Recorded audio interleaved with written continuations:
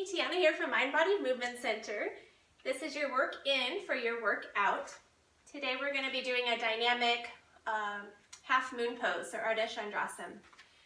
So this is to show you once again that you can use any materials in your house. You don't have to have special fancy yoga equipment. This is just a stool, so you could use a chair too, or a table works well, something sturdy.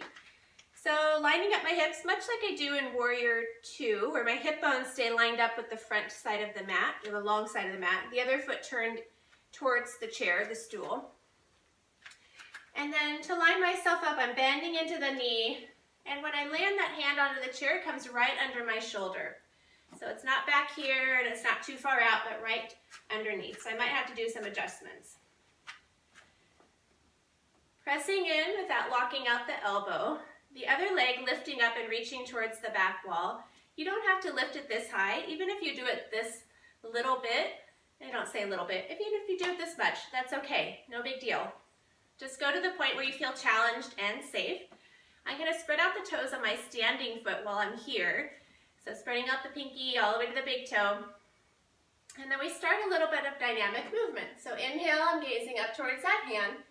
And exhale, I'm coming back across, looking down towards my bottom hand. Inhale, rising.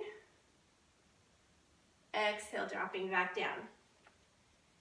If this tends to make you dizzy or a little bit more off balance than you choose to be, you can always just do the hand part of it and keep your gaze forward. But I'm still inhaling up and exhaling down. Okay, maybe 5 times through the movement. And on the last one, we hold up. Keep the bottom shoulder broad, and then before we settle down, bring your hand to the top thigh, press the hand into the thigh into the hand as you reach through the heel. For 5, 4, 3, 2, 1. All right, bending that standing leg, setting back down and exhaling to rise back up. All right, it's your work in for your workout. Of course, you want to do the other side. All right, see you next time.